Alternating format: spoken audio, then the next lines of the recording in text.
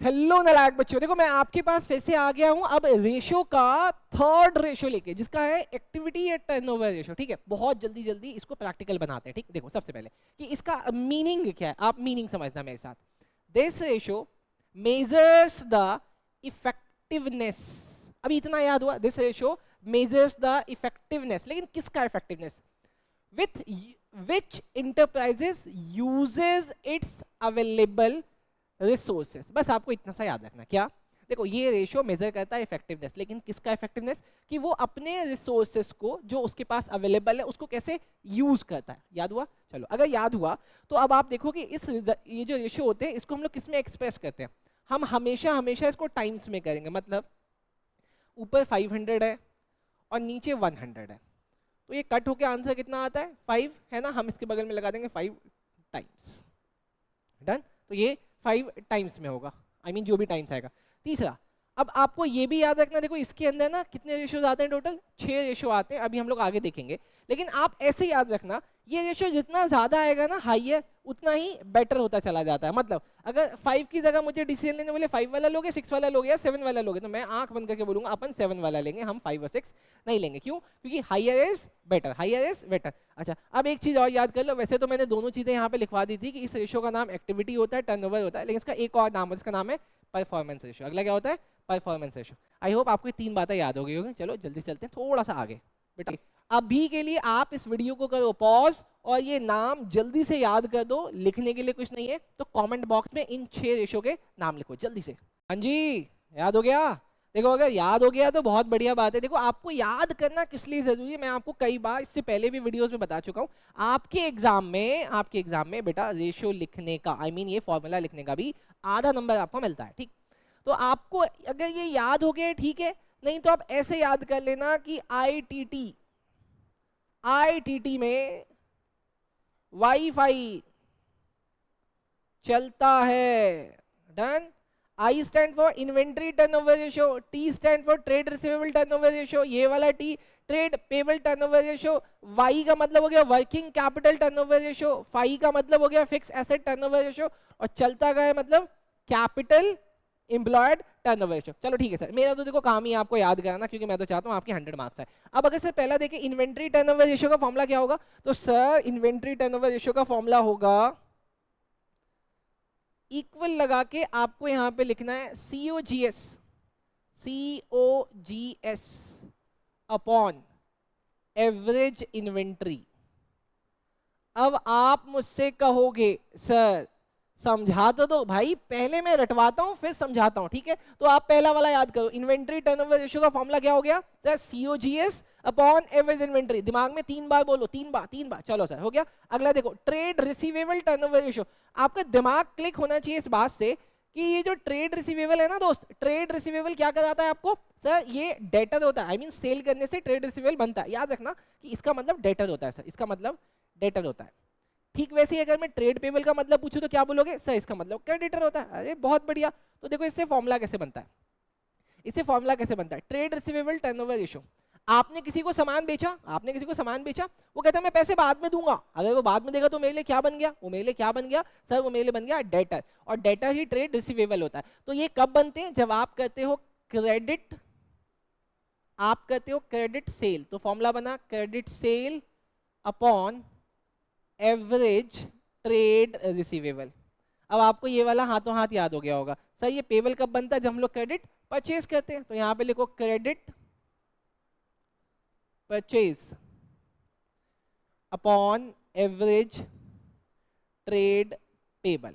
I hope आपको अभी तक ये 3 फॉर्मूले याद हो गए होंगे। ये 3 फॉर्मूले, इसके बाद अगले 3 करेंगे, इनको याद करके जल्दी से कमेंट बॉक्स में लिखो। हाँ जी, ये 3 फॉर्मूले याद हो गए। अभी देखो अगले 3 वाले स्पेशल है तो मैं इनका पेन का कलर भी चेंज करता हूँ। भाई स्पेशल है, पेन का कलर तो चेंज होना चाहिए। देखो सर अगले 3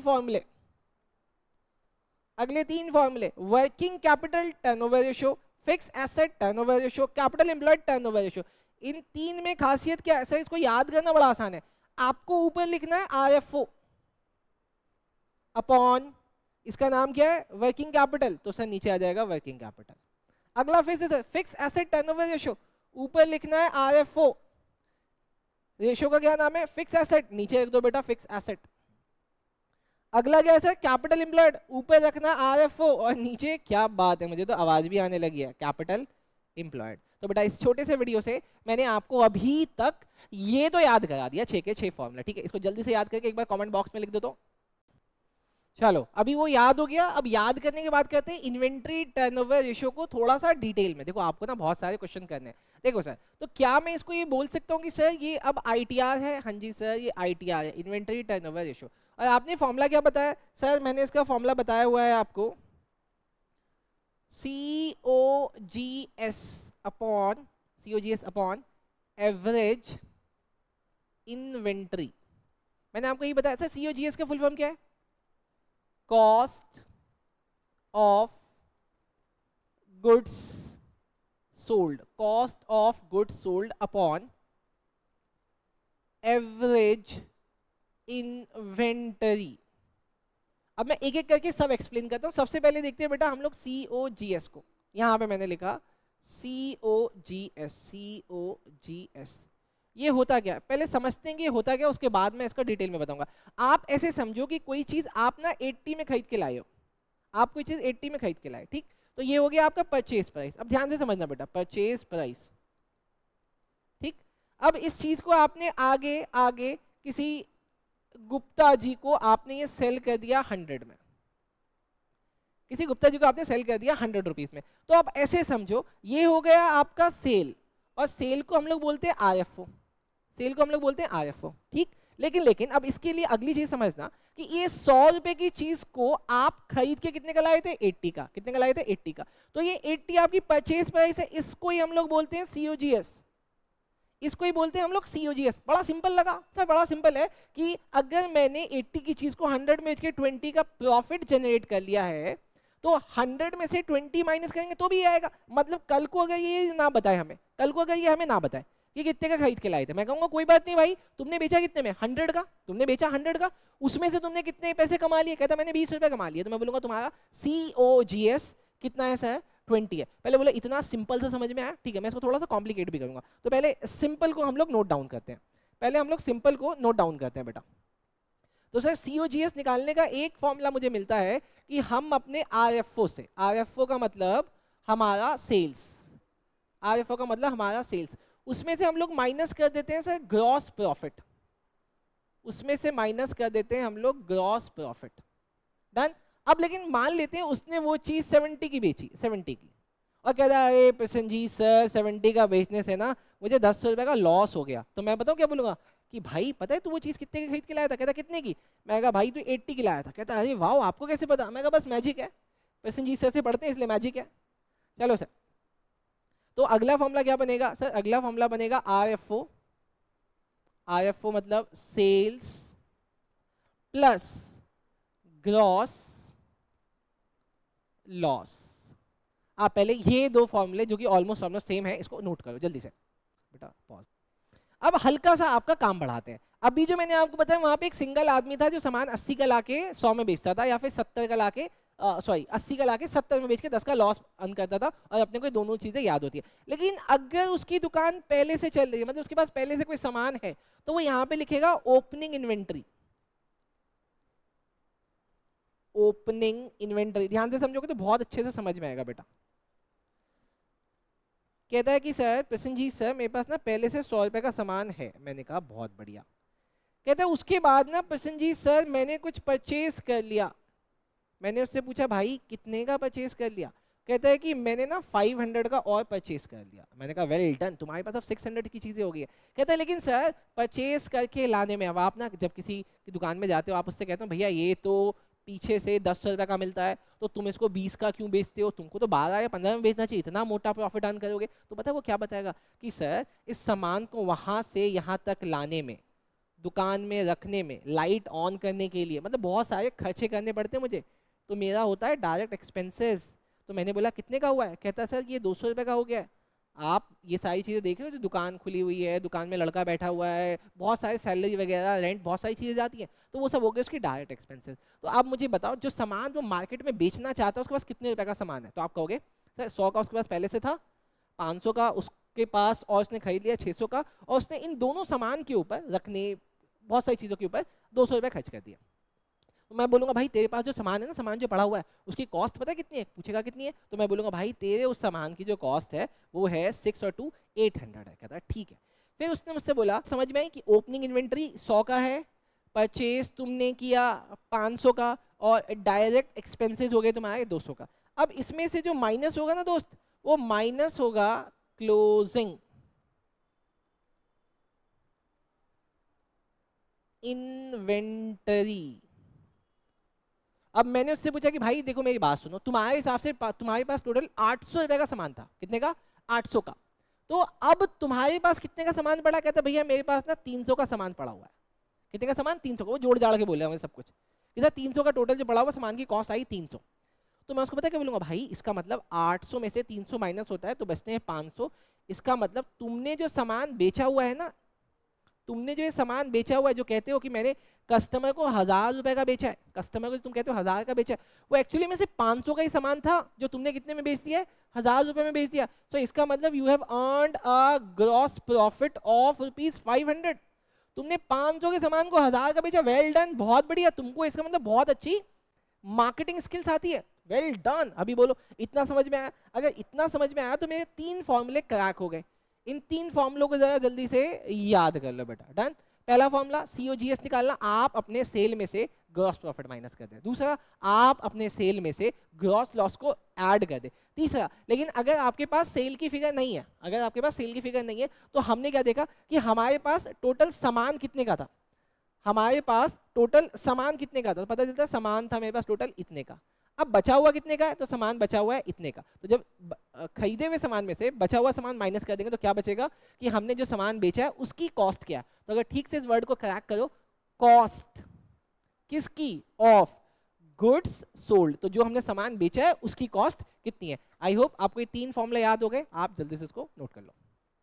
अभी इतना समझ में आया तो हम लोग जरा डबल स्टार को टिक करें। सर ये डबल स्टार कैसे निकलेगा? Average inventory. अब देखो सर, इसको हटा दूं? हाँ जी सर, इसको हटा दो। देखो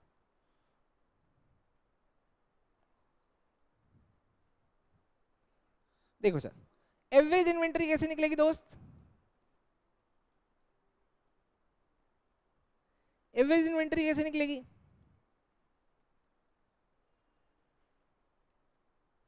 आपको पता है हर बार एवरेज का मतलब क्या होता है? जितने भी आइटम ऊपर हो उसको उसके नंबर से डिवाइड कर दो। लेकिन हमारे पास 2 ही चीजें होंगी बेटा हमेशा, opening inventory plus closing inventory. 2 ही चीजें होंगी बेटा।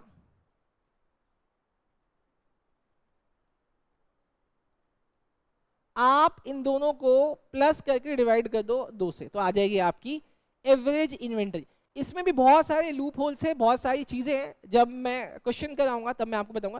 फिलहाल के लिए आप इसको भी जल्दी से नोट करो। अब एग्जाम में ना वो आपको ये चीज कुछ इस तरीके से कह सकता है, वो कहेगा सर हमारा ओपनिंग इन्वेंटरी जो है वो तो 2 लाख है। मैं कहा बहुत बढ़िया, लेकिन my closing inventory is 3 times of opening inventory. अब आपको यहां पे पता चल गया भाई ओपनिंग तो दिया हुआ था, क्लोजिंग किसका? हम 3 टाइम्स कर देंगे तो कितना आ जाएगा? 6 लाख। तो आप इसको भी सॉल्व कर दोगे? बोलो जनाब, सॉल्व नहीं कर दोगे? सॉल्व कर दोगे। अच्छा, लेकिन अगर ऐसा नहीं होगा तो वो ऐसा भी कर सकता है। अब यहाँ पे थोड़ा सा दिमाग लगाना, थोड़ा थोड़ा थोड़ा थोड़ा दिमाग लगाना। उन्होंने आपको ओपनिंग इन्वेंटरी तो दे दी, उन्होंने आपको ओपनिंग इन्वेंटरी दे दी 2 लाख, क्लोजिंग इन्वेंटरी उन्होंने बताई नहीं, लेकिन बहुत सारी चीजें दी हुई हैं। अब आप यहाँ पे नोट करना, ये इंपॉर्टेंट है बेटा, ये इंपॉर्टेंट है। सर यहाँ पे आपको निकालना पड़ेगा opening inventory, opening inventory plus purchases, plus purchases, ध्यान से, plus direct expenses,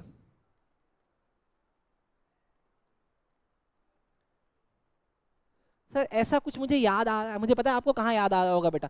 opening inventory plus purchases plus direct expenses. लेकिन बेटा इन तीनों में से अगर आप एक चीज लेस कर दोगे, गेस करो वो कौन सी चीज हम इसमें लेस कर देगी मेरा क्लोजिंग इन्वेंट्री आ जाए, दिमाग लगाओ, मैं बताऊं। देखो सर, अगर मैं इन तीनों में से, नहीं आपको आइडिया, आपको सोचने का टाइम दिया, सोचो जल्दी, पॉज करो वीडियो। अगर इसमें से हम लोग माइनस कर देंगे बेटा COGS, क्या माइनस कर देंगे COGS, अच्छा सर उल्टा ही, हाँ जी सर। तो अगर हम इसमें से COGS माइनस कर दें तो मेरा opening inventory plus purchases plus direct expenses minus COGS हो जाएगा, तो मेरा क्या आ जाएगा क्लोजिंग इन्वेंट्री। अब कुछ क्वेश्चंस में ना बेटा आप देखोगे कि डायरेक्ट एक्सपेंसेस नहीं होता है, तो आप इस डायरेक्ट एक्सपेंसेस को रहने देना। उस केस में आपका फॉर्मूला जो बनेगा वो ये बनेगा बेटा, opening inventory plus purchases minus COGS, और वो क्या आ जाएगा बेटा आपकी क्लोजिंग इन्वेंट्री आ जाएगी। ठीक, अच्छा अभी आपको ऐसा लग रहा होगा कि सर बहुत कॉम्प्लिकेटेड हो गया, मैं इसको इजी करता हूँ, पहले आप इसको नोट करो, पॉज करो। अभी मेरी बात सुनो, अगर आपको लाइफ में कंफ्यूज नहीं होना या रेशियो के चैप्टर में कंफ्यूज नहीं होना, तो इसको ना बहुत ध्यान से देखना। देखो बेटा, मैंने यहां पे लिखा ओपनिंग स्टॉक,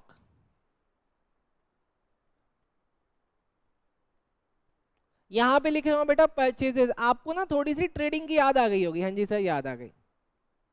यहां पे लिखे हुआ मैं डायरेक्ट एक्सपेंसेस, बहुत सारे होते हैं लेकिन मैं कोई एक डायरेक्ट एक्सपेंस लिख दिया, डायरेक्ट एक्सपेंसेस, डन सर। ये तीन चीजों के बाद यहाँ पे आती है दूसरी चीज सेल्स, हाँ जी सर आती है, बहुत बढ़िया बेटा।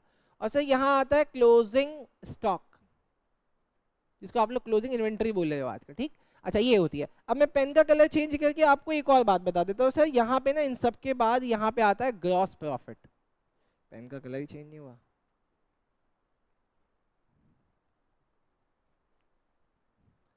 Gross profit. अब हम एक एक करके इसको डिकोड करेंगे, आप मेरे साथ देखते रहना बेटा, देखते रहोगे तो आपको मजा आता रहेगा। अब आपका ओपनिंग स्टॉक है बेटा 500 का, आपका परचेजेस है 1000 का, आपने इन सब के लिए डायरेक्ट एक्सपेंसेस कर दिए 500, डन। तो टोटल कितना हुआ ये, कितना कितना कितना 2000, वेरी गुड बेटा। अच्छा अब मैंने यहाँ पे सेल करी है 2500 की, ठीक, लेकिन मेरे पास ना कुछ क्लोजिंग स्टॉक भी बचा हुआ है, मैंने पूछा कितने का, तो वो कहते सर आपके पास ना क्लोजिंग स्टॉक 500 का पड़ा हुआ है, बताओ मुझे कि मेरा ग्रॉस प्रॉफिट कितना आता है, जल्दी से बताओ। ऐसे बड़ा आसान है ना, आप यहाँ पे टोटल लगाओ, यहाँ पे आ रहा है टोटल 3000, हाँ जी सर।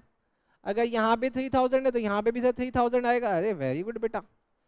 सर 3000 ये, इसमें से आप ओपनिंग परचेजेस और एक्सपेंसेस लेस कर दो तो आपका ग्रॉस प्रॉफिट आता है 1000। बोलो बात समझ में आ गई सर, पक्का पक्का बात समझ में आ गई। अब यहाँ पे ना हम लोग कुछ चीजें निकालते हैं एक एक करके। पहली चीज देखना बेटा, सबसे पहले मुझे अगर यहाँ पे निकालना होगा क्लोजिंग स्टॉक, तो मैं कैसे निकालता हूँ।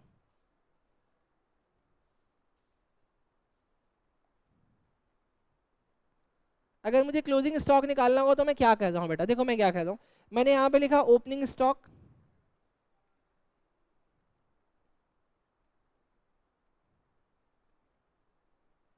मैं ओपनिंग स्टॉक में ऐड कर रहा हूँ बेटा परचेजेस,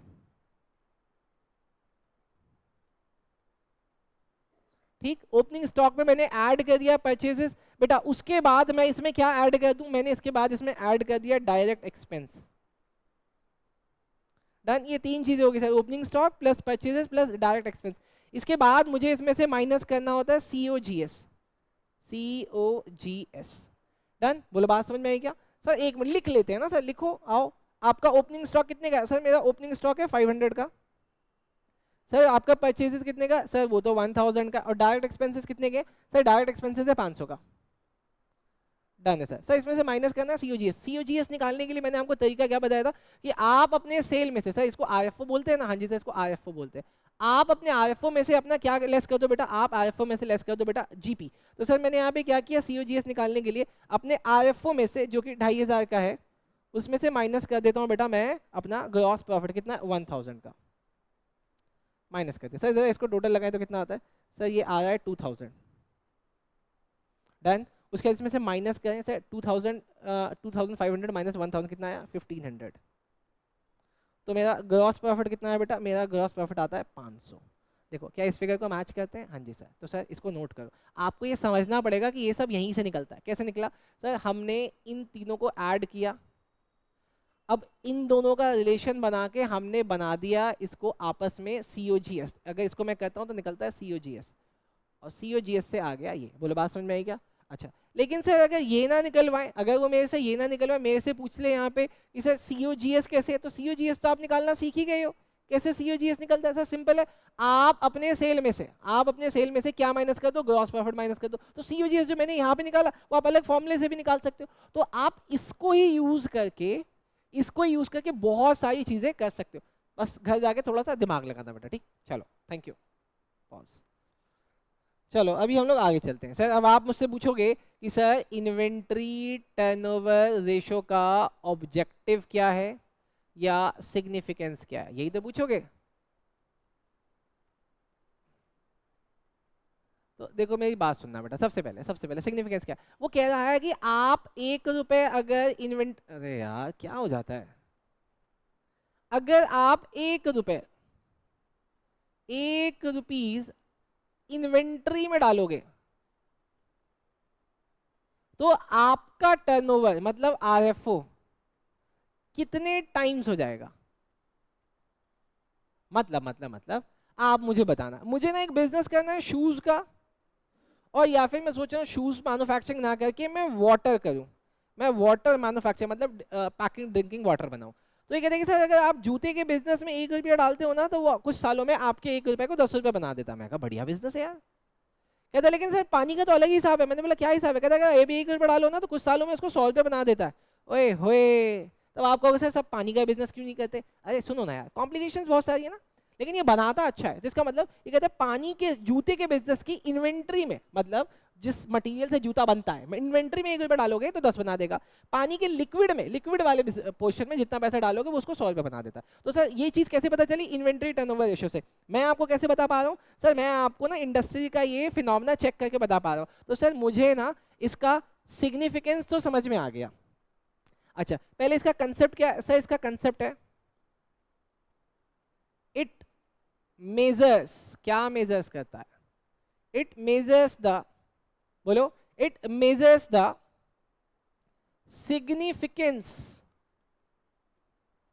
significance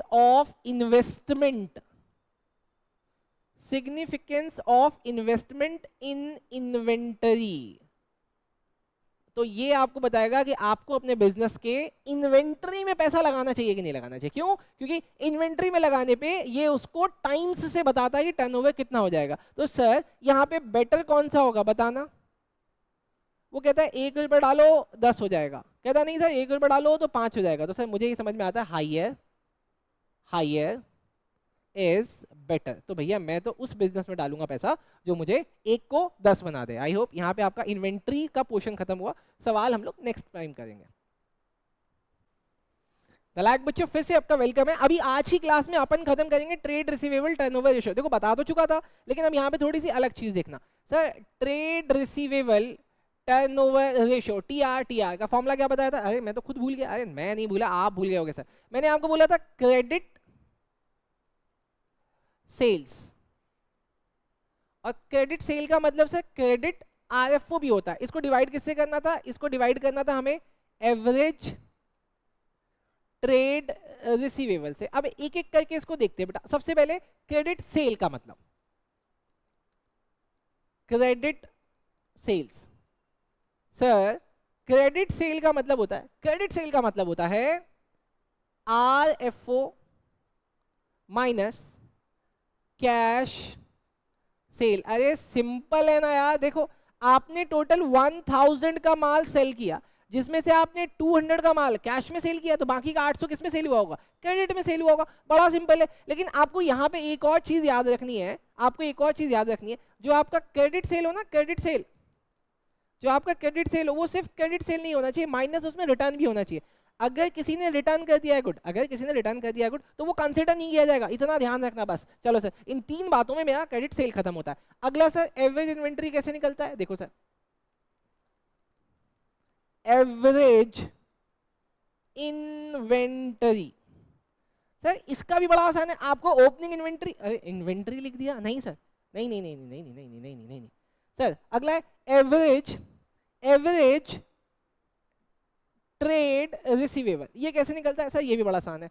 आपका ओपनिंग ट्रेड रिसीवेबल कितना था, क्लोजिंग कितना था, दोनों को ऐड करो, 2 से डिवाइड करो। लेकिन अभी यहाँ पे एक चीज देखना सर, ये ट्रेड रिसीवेबल होते कौन है? जब आपने ये आप हो, आपने अपना सामान किसी को बेचा, आपने अपना सामान किसी को बेचा, उसने बोला पैसे हम बाद में देंगे, आफ्टर सम टाइम्स हम आपको पैसे देंगे। तो आप इसको क्या बोलोगे? ठीक है मैं आपका नाम लिख लेता हूँ, राम जी आपका 1000 का क्रेडिट सेल हो गया, आपका नाम लिख लिया। या अगर आपको उस पर भरोसा नहीं है तो आप उससे क्या बोलोगे? भैया मुझे कहीं पे लिख के दे दे। तो आपने उससे BR ले लिया कि भैया मुझे ना एक कागज पे लिख के दे दो कि तुम कमिट करते हो कि तुम कुछ टाइम बाद मुझे BR जब मैं आपको वापस करूंगा तो आप मुझे पैसे दे दोगे। तो इसका मतलब जो आपका डेटर है वो 2 तरीके से बनता है। तो यहाँ पे क्या करना है, आपको लिखना है opening debtor plus opening BR, मतलब बिल्स रिसीवेबल। इसको प्लस करना है बेटा closing debtor plus closing BR। अब यहाँ पे 4 चीजें होगी, चारों चीजों को डिवाइड करना है बेटा 2 से। अब यहाँ पे 4 नहीं कर देना कि यहाँ पे 4 चीजें, नहीं बेटा, ये ओपनिंग तो दोनों एक ही चीज की है ना, और ये क्लोजिंग दोनों एक ही आइटम की, बस नाम अलग अलग है। बोलो इतना याद हुआ? इसको जल्दी से नोट करो, थोड़ा सा आगे चलते हैं। अब थोड़ा सा आगे चलते हैं सर। देखो अब इतना समझ में आ गया। अब आप मुझसे पूछोगे ना सर तो ये वाला जो फॉर्मूला है ये कौन सा वाला बेटर होगा? हाइयर बेटर होगा सर? कौन सा होगा? पूछो ना मेरे से सर। अरे पूछो, लो नेक्स्ट स्लाइड में पूछो।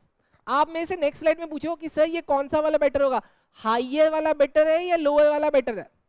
बताओ इन दोनों में से कौन सा बेटर है सर? किसकी बात कर रहा हूँ? ट्रेड रिसीवेबल टर्नओवर रेशियो, कौन सा बेटर है? जब तक आप गेस करते हो तब तक मैं आपको यहाँ पे कुछ बता देता हूँ। देखो सर, आपका पैसा जो आपने क्रेडिट सेल किया वो 1 लाख रुपीज का सेल किया हुआ है, ठीक, मैंने यहाँ पे 1 लाख लिखा, ठीक सर। यहाँ पे हो गया ये क्रेडिट सेल, डन है सर, क्रेडिट सेल 1 लाख का। आप इसको डिवाइड किससे करते हो सर? हम इसको डिवाइड करते थे एवरेज ट्रेड रिसीवेबल से। मान लेते हैं आपका एवरेज ट्रेड रिसीवेबल है सर 50,000 का, तो सर आंसर आता है 2 टाइम्स, आंसर आता है 2 टाइम्स, डन। अब अगले में देखना सर, सेम सर आपका सेल जो था वो तो 1 लाख रुपए का है, लेकिन आपका जो ट्रेड रिसीवेबल है ना, एवरेज ट्रेड रिसीवेबल सर वो 20 है, तो इसका आंसर आता है 5 टाइम्स।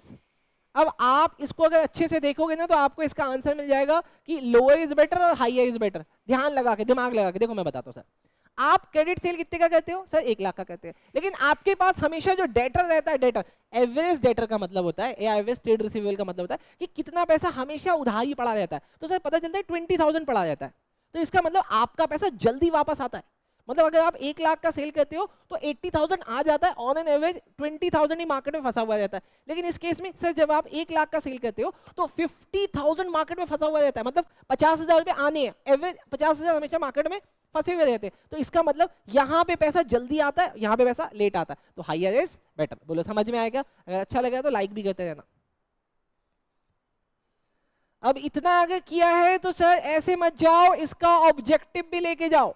सर ऑब्जेक्टिव बोले तो significance, sir CUET CUET CUET में बहुत तगड़ा क्वेश्चन चल रहा है सर ये, इसका ऑब्जेक्टिव है सिग्निफिकेंस लेके जाओ। सर सिंपल सी बात है, देखो बिजनेस में ना पैसा इन्वेस्ट करना पड़ता है, तो ये आपका टीआर रेशियो जो है, ट्रेड रिसीवेबल टर्नओवर रेशियो, ये क्या सिग्निफिकेंस, ये ऑब्जेक्टिव है। इसका कहता है कि जो पैसा इन्वेस्टेड है, जो पैसा इन्वेस्टेड है वो कितनी जल्दी रिटर्न हो जाता है आपके पास, मतलब ये रोटेशन बताता है, रोटेशन, कि अगर आपका ये 5 टाइम्स है तो पैसा आपका बहुत जल्दी सून रोटेट होके आपके पास वापस आ जाता है। लेकिन अगर ये 2 टाइम्स है सर, ये 2 टाइम्स है तो मतलब आपका पैसा आप मार्केट में बहुत ज्यादा फंसा हुआ था, लेट आता है। तो इसका मतलब अगर मेरा टीआर 5 टाइम्स रहेगा या फिर उससे ज्यादा रहेगा तो मैंने जो पैसा इन्वेस्ट किया है वो जल्दी से रिटर्न, आई मीन रोटेट होकर मेरे पास वापस आ जाएगा। तो ये इसका सिग्निफिकेंस, जल्दी से नोट करो।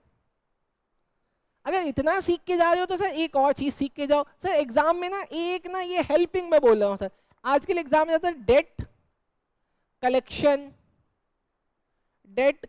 पीरियड, मतलब देखो सर, ऐसे तो हर आदमी ना, और जीएसटी में भी बोला हुआ है कि आप अपना पैसा चाहे कितना भी हद से हद हो जाए 180 दिन के अंदर वापस ले लेना लोगों से। मतलब मैंने अगर राम ने शाम को माल बेचा है, शाम कहता मैं आपको थोड़े दिन बाद दूंगा, तो आपको शाम से इंश्योर करना कि पैसा 180 दिन से पहले पहले आ जाए। लेकिन बेटा 180 का मतलब भी ऑलमोस्ट 6 महीने हो गए, जो कि बेकार है, ठीक है। लेकिन डेट कलेक्शन पीरियड यही टाइम पीरियड बताता है कि आपका पैसा कितनी जल्दी वापस आता है। तो अगर आप इसको डेज में निकालना चाहते हो तो ऊपर लिख देना 365 और नीचे डिवाइड कर देना टीआर से, तो आपका पैसा दिन में बता देगा कि आपका पैसा कितने दिन में वापस आता है। लेकिन अगर आपको इसको मंथ में निकालना हो तो ऊपर लिख देना 12 और नीचे लिख देना टीआर, मतलब जो रेशियो आपने अभी सीखा है। तो इससे क्या आ जाएगा, आपको बता देगा आपका पैसा कितना महीना मार्केट में फंसा हुआ रहता है, और ये कितना बताएगा आपका पैसा कितना दिन मार्केट में फंसा हुआ रहता है। समझ में आ रहा है तो जल्दी से नोट कर लो। अब इतना सीखा है तो एक चीज और सीख के जाओ। सर क्या? अच्छा, एक वर्ड आता है 3 टाइम्स और एक वर्ड आता है 3 टाइम्स मोर। क्या दोनों में कोई फर्क है क्या? अरे आपके ना एग्जाम में क्वेश्चन आएगा कि आपका opening TR is 3 times that of closing TR, तो उस केस में आप कंफ्यूज नहीं होना। अगर उन्होंने वर्ड किया 3 टाइम्स या फिर लिखा 3 टाइम्स मोर, तो क्या होगा? अगर आप इसको opening inverted 3 times that of closing, तो क्लोजिंग को अगर x मानोगे ना, क्लोजिंग को अगर x मानोगे तो यहाँ पे आएगा 3x। लेकिन अगर लिखा 3 टाइम्स मोर तो आपको यहाँ पे x में ऐड करना पड़ेगा 3x। तो ये चीजें याद रखना, गलत नहीं करना। मतलब 3 टाइम्स का मतलब आप उस फिगर को 3x कर दो, और अगर 3 टाइम्स मोर का मतलब है तो उसमें ऐड करके दिखाना होगा। कई बार बच्चे सवाल करते समय इसको गलत करते हैं, आप गलत मत करना। चलो थैंक यू। अभी इतना सीखा है तो बेटा आप ट्रेड पेबल टर्नओवर रेशियो भी सीख के जाओ। सर क्यों सीख के जाए? अरे नलायक हो गया, कैसी कैसी बातें कहते हो। ट्रेड पेबल टर्नओवर रेशियो मतलब टीपीटीआर। देखो आपको ये याद होगा, credit purchase, credit purchase upon average trade payable. पहली चीज सीख के जाओ। सबसे पहला सर क्रेडिट परचेज कैसा निकलेगा? अरे बहुत आसानी से निकलेगा। क्या करना है आपको? अपने टोटल परचेज में से, आपको अपने टोटल परचेज में से माइनस कर देना है। क्या सर? Cash purchase. आ गया आंसर। लेकिन आपको ये भी इंश्योर करना है कि आपका जो क्रेडिट परचेज हो, आपका जो क्रेडिट परचेज हो उसमें से अगर कोई क्रेडिट वाले आदमी ने रिटर्न कर दिया तो रिटर्न लेना है। क्यों? क्योंकि हमें यहाँ पे लेना होता है नेट क्रेडिट परचेज। मतलब यहाँ जो ऊपर लिखा हुआ है ना, ये नेट होना चाहिए हमेशा भी, रिटर्न को इसमें इंक्लूड नहीं करना। अच्छा, अगर इतना सीखा है तो सर एवरेज वाला भी सीख के जाओ।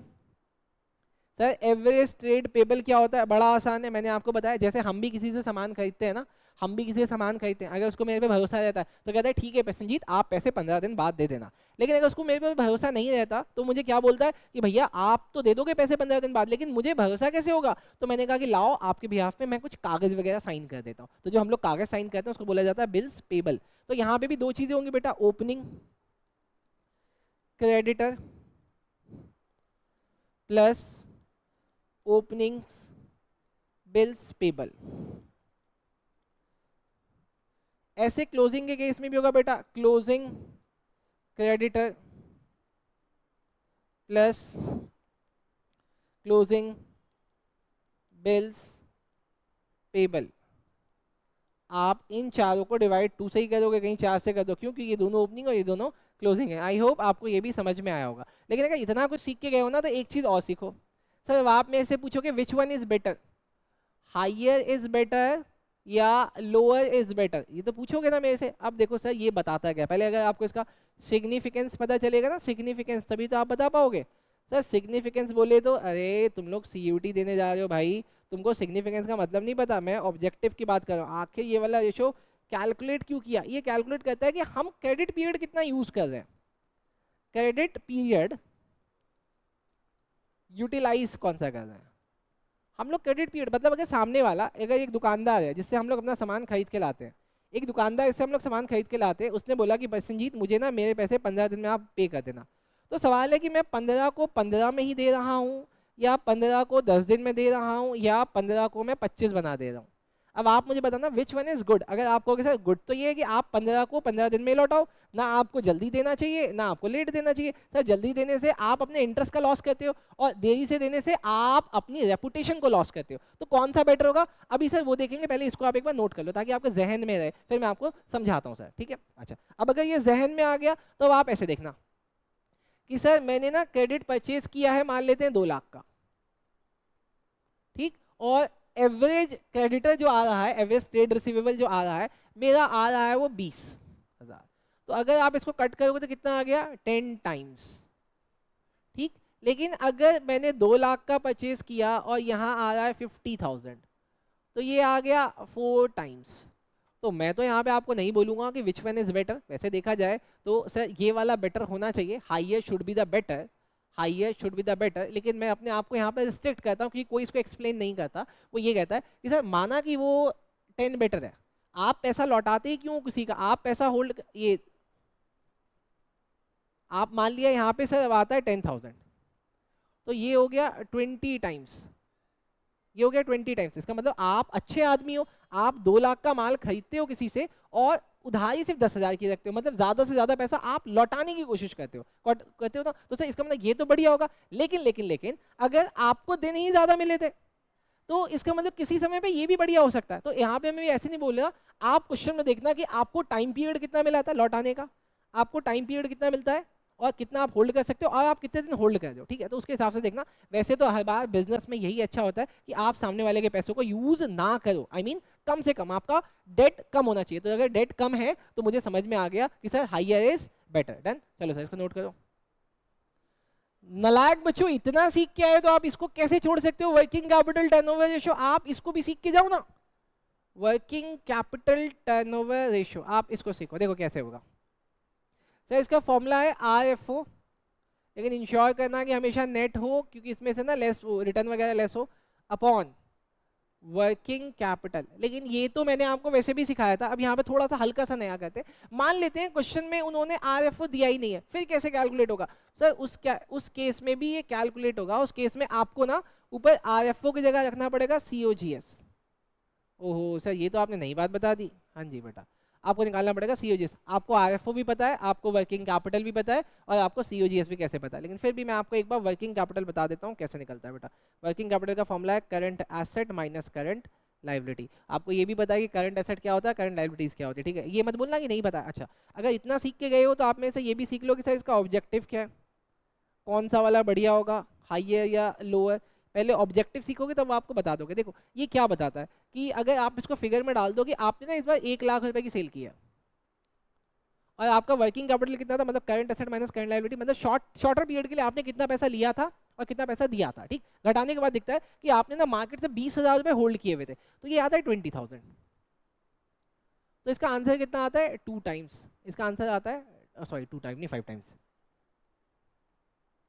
इसका आंसर आता है 5 टाइम्स, ठीक। लेकिन अगर दूसरे सिनेरियो में देखो कि 1 लाख और आपने पैसा मार्केट से होल्ड किया हुआ था 50,000, तो आंसर कितना आता है? 2 टाइम्स। अब आप खुद बताओ कौन सा बढ़िया। अब आप बोलोगे सर ये वाला बढ़िया, क्यों? क्योंकि सर आप कम पैसा होल्ड करके ज्यादा पैसा बनाते हो। RFO का मतलब सेल होना, सेल पे ही तो सब कुछ डिपेंडेंट है, तो आप पैसा ज्यादा बनाते हो, इसका मतलब हाइयर इज बेटर। ऑब्जेक्टिव क्या होगा? Objective is to measure the effectiveness of working capital utilization। अब हम क्या बोलेंगे, भैया तुम ना, अगर मान लिया ये एक इंडस्ट्री है और ये एक इंडस्ट्री है, बोलेंगे भाई ये वाली इंडस्ट्री ना अच्छे से पैसों को यूज नहीं करती है, 50,000 रुपए लेके 1 लाख ही कमा पाती है। भाई ये इंडस्ट्री अच्छी से 20,000 रुपए से 1 लाख रुपए बना देती है, तो सर कौन सा बढ़िया हुआ? तो सर इसका मतलब to measure the effectiveness of W capital, working capital utilisation. और यहाँ पे भी कौन सा बेटर होगा सर? Higher is better. इसको जल्दी से नोट करो, उसके बाद नेक्स्ट वीडियोस वगैरह में हम लोग क्वेश्चन देखेंगे, पहले तो आप इसको नोट करो, जल्दी से जल्दी नोट करो। अभी इतना सीखा है तो यार ये भी सीख के जाओ ना। Fix asset turnover ratio, fix asset turnover ratio कैसे निकला है? सर ऊपर क्या रखना है? सर ऊपर रखना है मुझे RFO।